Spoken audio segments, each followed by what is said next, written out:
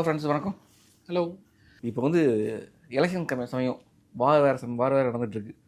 எங்கே பார்த்தாலும் டிவி திறந்தா வார் ஸ்ட்ராட்டஜி, எலெக்ஷன் ஸ்ட்ராட்டஜி அப்படின்னு சொல்லிட்டு ஸ்ட்ராட்டஜிங்கிற வார்த்தையை என்ன சொல்கிறது, டைல்யூட் பண்ணுறாங்களா இல்லை ஸ்கேல் பண்ணுறாங்களா எனக்கு தெரியல. ஸோ பிஸ்னஸில் ஸ்ட்ராட்டஜி, இந்த வார்த்தை எப்படி வந்துச்சு ஸ்ட்ராட்டஜிங்கிற வார்த்தை? இல்லை, இது வார் பாலிடிக்ஸ் மாதிரியே பிஸ்னஸ்லையும் இது பயங்கரமான அப்யூஸ்டு வேர்டு தான். ஸோ இது ரொம்ப காமனாக எல்லோரும் யூஸ் பண்ண வார்த்தை தான். Extremely misused. Most companies don't have a strategy, அதுதான் உண்மை. They just go with the flow. It could also be a nice strategy. But ஜென்ரலாக இந்த ஸ்ட்ராட்டஜி அப்படின்றது அதோட ஆரிஜின் வாரில் இருந்தால் ஓகே. வாரில் war has been there for very long time. Business அவ்வளோ பழசான்னு எனக்கு தெரியல. பிஸ்னஸ்க்கு முன்னாடியிலேருந்தே வார் இருக்குது. ஸோ வாரில் அதே மாதிரி அது வெரி டிசிப்ளின்ட் ஆர்கனைசேஷன். ஆர்மின்றது ரொம்ப டிசிப்ளின்ட் ஆர்கனைசேஷன். ஸோ அங்கே ஹையரார்கி, கம்யூனிகேஷன், ஒரு விஷயத்தை எப்படி பண்ணணும் அப்படின்றதுக்கு it's well defined. It's been refined over a long period of time. Long பீரியட்னா ஆயிரக்கணக்கான வருஷமாக அவங்க ரிஃபைன் பண்ணிக்கிட்டே இருக்காங்க. பிஸ்னஸ் கம்பெனிலாம் கிடையாது. ஒவ்வொருத்தர் பிஸ்னஸ் ஆரம்பிக்கும் போது ஒவ்வொரு மாதிரி ஆரம்பிக்கிறாங்க, ஒவ்வொரு மாதிரி பண்ணுறாங்க. அது ஒரு ஃபவுண்டரை பொறுத்தோ இல்லை ஒரு எவல்யூஷனை பொறுத்து அது மாறுது. பட் ஒரு கண்ட்ரிக்கு அந்த மாதிரி இருக்கிறது கிடையாது. ஒரு ஆர்மி ஒரு ஆர்ம் ஃபோர்ஸஸ் அந்த மாதிரி இருக்கிறது கிடையாது. They have very disciplined, very structured way of doing things. அதனால தான் அது ஸ்ட்ராட்டஜின்றது ஒன் வேர்ட். ஸ்ட்ராட்டஜியை தாண்டி நம்ம நார்மலாக பிஸ்னஸ் யூஸ் பண்ணுற மற்ற வார்த்தையும் கூட வார்லேருந்து வந்தது தான். So which is strategy, operations, tactics. உதாரணத்தோட சொல்லுங்களேன். இப்போ நான் வார்லேருந்தே சொல்கிறேன். அதான் ஆர்ம் ஃபோர்ஸஸ் ஒரு ஸ்ட்ராட்டஜினா என்னென்னு பார்ப்பாங்க, இல்லை ஒரு ஆப்ரேஷன்ஸ் என்னென்னு பார்ப்பாங்க. இப்போ கொஞ்ச நாளைக்கு முன்னாடி நியூஸில் நம்ம இந்தியாவில் ரொம்ப ஃபேமஸ் ஆனது ஆப்ரேஷன் சிந்தூர். அதுக்கே ஆப்ரேஷன் சிந்தூர்னு பேர் வைக்கிறாங்க. அதுக்கு முன்னாடி ரொம்ப பாப்புலராக ஆப்ரேஷன் ப்ளூ ஸ்டார், இதெல்லாம் நம்ம நிறைய பார்த்துருக்கோம். ஸோ அதுக்கே ஆப்ரேஷன் சிந்தூர்னு பேர் வைக்கிறாங்கன்னா because it's an operation. Okay. அதுக்கு மேலே ஒரு ஸ்ட்ராட்டஜின்னு ஒன்று இருக்குது. அந்த ஸ்ட்ராட்டஜிக் அப்ஜெக்டிவை அச்சீவ் பண்ணுறதுக்காக இவங்க எடுத்த ஆப்ரேஷன் சிந்தூர். அண்ட் தென் டாக்டிக்ஸ்னு ஒன்று இருக்குது கீழே.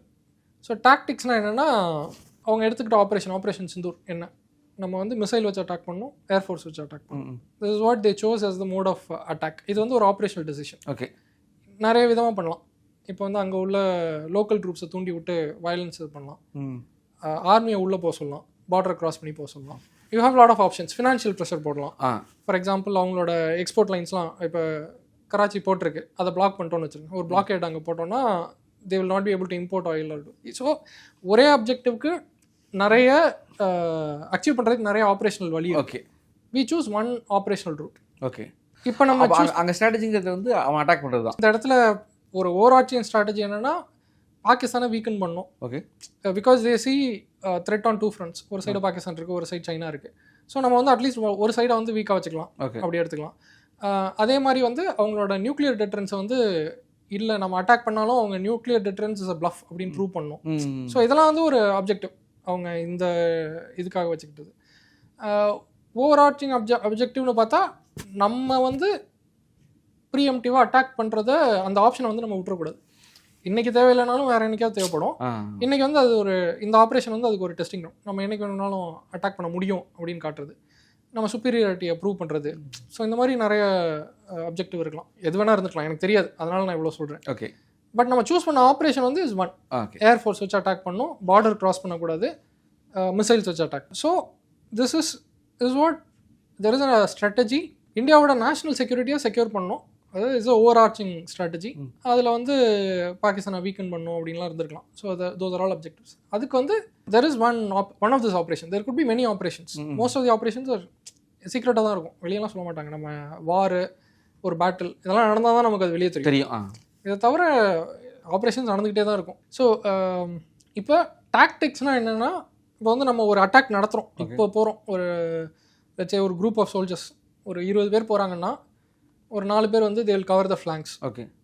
3 பேர் ஃப்ரண்ட் போவாங்க, 3 will be ஃபயர் சப்போர்ட் பின்னாடியிலேருந்து கொடுப்பாங்க. அதே மாதிரி வெஹிக்கிளில் போகிறாங்களா இல்லை கேமஃப்ளாஜ்டாக போகிறாங்களா, இதெல்லாம் டாக்டிக்கல் டெசிஷன்ஸ். ஓகே. அந்த ஆப்ரேஷன் இந்த பார்டரை தாண்டி அந்த பக்கம் போய் அங்கே இருக்க கொஞ்சம் என்ன சொல்கிறது, ஒரு இன்ஃப்ராஸ்ட்ரக்சரை டெஸ்ட்ராய் பண்ணும். இதை இவங்க பண்ணுறதுக்கு ஏர்க்ராஃப்டில் போய் குதிக்கலாம், இல்லை அட்டாக் பண்ணிகிட்டே போகலாம், இல்லை வெஹிக்கிள் எடுத்துகிட்டு போயிட்டு அங்கே எல்லாத்தையும் இறக்கி விட்டுட்டு அண்ட் தென் திரும்ப போய் பிக்கப் பண்ணலாம். So these are all tactical decisions. Okay. So இந்த மாதிரி டிஃப்ரெண்ட் லெவல்ஸ் இருக்குது. ஸோ பிஸ்னஸ்லேயும் இதே மாதிரி தான் இருக்கும். இப்போ வந்து ஃபார் எக்ஸாம்பிள் ஒரு ஸ்ட்ராட்டஜிக் டெசிஷன்னா மெக்டானல்ட்ஸ் வந்து இந்தியாவில் வந்து லான்ச் பண்ணும். Okay. That's strategic market expansion பண்ணும். ஓகே.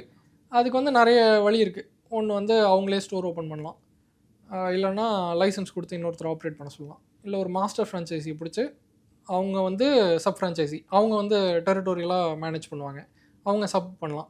ஸோ மென்யூ மாற்றலாம். So there is a strategic objective which is market expansion, revenue increase பண்ணணும், இல்லைனா இந்த மார்க்கெட் கேப்சர் பண்ணணும். இதுக்கான ஆப்ரேஷன்ஸ் வந்து நிறைய இருக்கும். எவ்வளோ ஸ்டோர்ஸ் ஓப்பன் பண்ணணும், எத்தனை பேர், இது எல்லாமே store opening is an operation. Okay. இந்தியாவுக்கு ஏற்ற மாதிரி மெனுவை சேஞ்ச் பண்ணுறது வந்து இஸ் அன் ஆப்ரேஷன். ஸோ ஒரு ஸ்ட்ராட்டஜிக்கு வந்து நிறைய ஆப்ரேஷன் நடக்கும். ஓகே. ஹையரிங், அவங்க மேன் பவர் மேனேஜ் பண்ணுறது, தட் இஸ் அன் ஆப்ரேஷன். ஒரு புது, அதாவது இந்தியாவில் இல்லாத ஒரு கம்பெனி வந்து இந்தியாவில் வந்து ஒரு மேபி 10,000-20,000 பேரை வந்து மேனேஜ் பண்ணணும். So that is a new operation. So அது ஒரு ஆப்ரேஷன். ஸோ எசென்ஷியலி தான். டாக்டிக்கல்னால் அவங்க வந்து லைனை எப்படி ஆர்கனைஸ் பண்ணுறாங்க, சீட்டிங் எப்படி வைக்கிறாங்க, ஒரு டேபிளுக்கு எத்தனை சேர் போடுறாங்க, ஒவ்வொரு ஸ்டோருக்கு ஏற்ற மாதிரி அவங்க ஃப்ரண்ட் எப்படி டிசைன் பண்ணுறாங்க. So these are all tactic. ஒரு ஸ்டோரை வந்து விசிபிலிட்டி எப்படி இன்க்ரீஸ் பண்ணுறாங்க, மார்க்கெட் எப்படி பண்ணுறாங்க. So these are all tactical decisions. அவங்க வந்து ஃப்ரான்ச்சைஸிக்கு எவ்வளோ பர்சன்டேஜ் கொடுக்குறாங்க, negotiation. So these are all tactical decisions.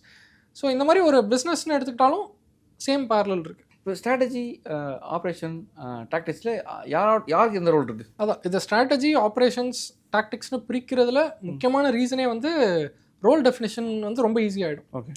So இப்போ ஸ்ட்ராட்டஜின்னு பண்ணுறவங்க வந்து ப்ராப்ளி கம்பெனியில் நான் சொல்லிடுறேன், வார்லையும் அது அப்ளிகபிள். கம்பெனியில் வந்து CEO, board directors, board of directors, CEO, probably COO to an extent, இவங்கெல்லாம் வந்து ஸ்ட்ராட்டஜி செட் பண்ணுறதுக்கு இது பண்ணுவாங்க. ஸோ ஐ வில் சே, போன வருஷம் வந்து இஃப் ஐ டிட் $1 million, இந்த வருஷம் வந்து I'm going to triple it, 300% growth. இது வந்து ஒரு ஸ்ட்ராட்டஜிக் டெசிஷன். இல்லைனா வந்து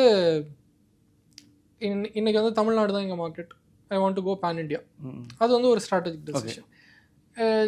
நிறைய நேரம் வந்து இது ரெவென்யூவாக கன்வெர்ட் ஆகலாம், ப்ராஃபிட்டாக கன்வெர்ட் ஆகலாம், ஆகவும் போகலாம். ஓகே. சில இப்போ அமேசான் வந்து இந்தியாவில் லான்ச் பண்ணும்போது ப்ராஃபிட்டை டபுள் பண்ணணும், ட்ரிபிள் பண்ணலாம் யோசிக்க மாட்டாங்க. ஓகே. இவ்வளோ வேர் ஹவுஸ் இது பண்ணணும், இவ்வளோ டிஸ்ட்ரிபியூஷன் வந்து இவ்வளோ தூரம் டீப்பாக இருக்கணும், அந்த மாதிரி தான் அவங்க ஸ்ட்ராட்டஜி இருக்கும். ஒரு 5 வருஷத்துக்கு வந்து நம்ம டிஸ்ட்ரிபியூஷன் கெப்பாசிட்டி மட்டும் பில்ட் பண்ணிகிட்டே இருக்கணும், லாஸ் எவ்வளோ பர்ன் வந்தாலும் we will take it. So அந்த மாதிரி தான் பண்ணுவாங்க.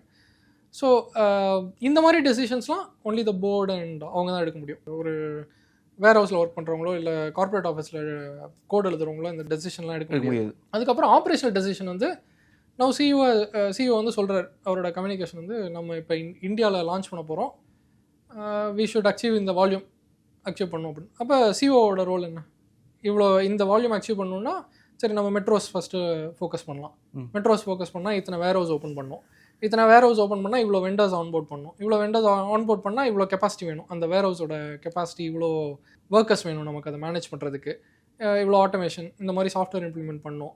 So there is a series of operations that will come along. Warehouse open பண்ணுறது ஒரு ஆப்ரேஷன், ஹையரிங் ஒரு ஆப்ரேஷன், வெண்டர்ஸ் ஆன்போர்ட் பண்ணுறது ஒரு ஆப்ரேஷன், இன்வென்ட்ரி மேனேஜ் பண்ணுறது ஒரு operation. So all of these are parallel operations that will happen. இந்த reason CO இருப்பாரா, CO கீழ எடுப்பாங்களா? CO there will be some overlap. ஒருத்தர் அதாவது சிஓ எடுத்த டெசிஷனை சிஓக்கும் மற்றவங்களுக்கும் கம்யூனிகேட் பண்ணுறது சிஓட வேலை தான். ஸோ அந்த கம்யூனிகேஷனில் வந்து COO will come and get approval. அவர் வந்து நாங்கள் இதெல்லாம் இந்த ஆப்ரேஷன்ஸ்லாம் பிளான் பண்ணுறோம், இது வந்து உங்கள் அப்ஜெக்டிவ்க்கு மேட்ச் ஆகுதா, obviously there will be a conversation, அந்த டயலாக் நடந்து தான் ஆகும். ஸோ இது வந்து ஒரு ஆப்ரேஷன்ஸ் செட்டப். டாக்டிக்கலாக வந்து ஒரு வேர் ஹவுஸ் செட் பண்ணியாச்சு, இவங்க வந்து 6 மணி நேரத்தில் நாங்கள் டெலிவர் பண்ணலாம் அப்படின்னு அவங்க ஒரு டார்கெட் வைப்பாங்க. அது எப்படி இது பண்ணுறதுன்னா, அது உள்ளே இருக்கவங்க 1 மணி நேரத்துக்கு ஒரு தடவை நம்ம கிளப் பண்ணி எல்லாத்தையும் போய் பிக் பண்ணிட்டு வரலாம். அப்போ வந்து கம்மியான மேன் பவரில் பண்ண முடியும். இல்லை நமக்கு ஸ்பீட் வேணும்னா ஆர்டர் வேறு, ஒவ்வொரு ஆர்டருக்கும் நான் போய் பிக் பண்ணிட்டு வருவேன். இல்லைனா வி வில் அரேஞ்ச் ஐட்டம்ஸ், அதாவது ஜாஸ்தி ஆர்டர் வரதை வந்து முன்னாடி அரேஞ்ச் பண்ணோம், அனாலிசிஸ், டெக்னிக்கல் அனாலிட்டிக்ஸ்லாம் பண்ணி நம்ம இன்வென்ட்ரி மேனேஜ் பண்ணலாம். ஸோ இந்த மாதிரி டெசிஷன்ஸ்லாம் இஸ் மோஸ்ட்லி டாக்டிக்கல். சம்டைம்ஸ் இது ஆப்ரேஷன்லையும் வரலாம். ஓகே. ஒரு இந்தியா ஃபுல்லாக லான்ச் பண்ணணும், that becomes operation. But warehouse லெவலில் அவங்க ஆப்டிமைஸ், சில warehouse will be 20% faster then இன்னொரு வேர் ஹவுஸ். அது ஏன்னா டாக்டிக்கலாக அவங்க வந்து பெட்டர் ஆர்கனைஸ், அங்கே உள்ள ஒர்க் ஃபோர்ஸ் வந்து மோர் மோட்டிவேட்டட், அவங்க மோட்டிவேட் பண்ணுறதுக்கு ஏதாவது பண்ணலாம், சம்திங் அந்த மாதிரி அவங்களோட இன்சென்டிவ்ஸ் பெட்டராக இருக்கலாம். இது கம்யூனிகேஷன் கொடுக்கணும். இந்த கம்யூனிகேஷன் இதில் one of the other advantages of இந்த மாதிரி ஸ்ட்ராட்டஜி எது ஆப்ரேஷன்ஸ் எதுன்னு பார்க்குறது வந்து கம்யூனிகேஷன் கிளாரிட்டி வந்து பெட்டராக இருக்கும். ஒரு சிஇஓ வந்து என்ன கம்யூனிகேட் பண்ணணும், யாருக்கு கம்யூனிகேட் பண்ணணும், ஒன்ஸ் யூ இந்த ஃப்ரேம் ஒர்க்குள்ளே நீங்கள் போட்டிங்கன்னா then that becomes very clear for you. So ஒரு சிஇஓ வந்து நெக்ஸ்ட் இந்த டைம் லைனில் நம்ம இதை அச்சீவ் பண்ண போகிறோம், இதுதான் நம்ம விஷன் ஆர் இதுதான் நம்ம மிஷன், நெக்ஸ்ட் 1 இயருக்கு வந்து இந்த டீம் எல்லாரும் இதை நோக்கி தான் ஓடணும் அப்படின்னு ஒரு விஷயத்த சொல்லலாம். ஆர் இந்த பெயின் பாயிண்ட்லாம் நம்ம ரிமூவ் பண்ண போகிறோம், இதெல்லாம் நம்மளோட வீக்னஸ், இந்த வீக்னஸ்லாம் நம்ம கரெக்ட் பண்ண போகிறோம், இது ஒரு விஷனரி ஸ்டேட்மெண்ட். இதுதான் சிஇஓட்ட இருந்து வரும். நான் ஒரு ஆப்ரேஷன்ஸ் ஹெட் என்ன பண்ணுவார், இதை வந்து ஆப்ரேஷன்ஸாக அவர் ட்ரான்ஸ்லேட் பண்ணுவார். ஸோ இப்போ வந்து ரெவென்யூ டபுள் பண்ண போகிறோம் அப்படின்னா ஒன்று ப்ரைஸ் இன்க்ரீஸ் பண்ணலாம், வால்யூம் டபுள் பண்ணலாம், இல்லை புது ப்ராடக்ட் லான்ச் பண்ணலாம், எவ்வளோ வழி இருக்குது. ஸோ ஆப்ரேஷனலாக how do you translate this, இதுக்கு வந்து மார்க்கெட்டிங் டிபார்ட்மெண்ட் ஒரு வழி சொல்லுவாங்க, நம்ம ஆப்ரேஷன்ஸ் டிபார்ட்மெண்ட்னு சொல்கிற அதுவும் ஆப்ரேஷன்ஸாக மார்க்கெட்டிங் ஆப்ரேஷன்ஸாக அவங்க ஒரு வழி சொல்லுவாங்க. அண்ட் ஒவ்வொருத்தர் ஒவ்வொரு ரோல் ப்ளே பண்ணுவாங்க. இதெல்லாம் ஆர்கனைஸ் பண்ணுற வேலை வந்து சிஓவோட. அவரோட கம்யூனிகேஷன் எப்படி இருக்கும்னா டெக்னிக்கலாக இருக்கும். டெக்னிக்கலாக மீனிங் ஃபங்க்ஷனலாக இருக்கும், ஆக்ஷன் வைஸ் இருக்கும். நீங்கள் வந்து இதை பண்ணுங்கள், இந்த டீம் வந்து இதை பண்ணுங்கள், இதெல்லாம் எனக்கு இந்த டைம்குள்ளே வேணும், அந்த மாதிரி ஒரு டார்கெட் ஓரியன்ட் ஒரு ஆக்ஷன் ஓரியன்டாக இருக்கும். டாக்டிக்கல் டீம் வந்து it's mostly ground level soldiers. Okay.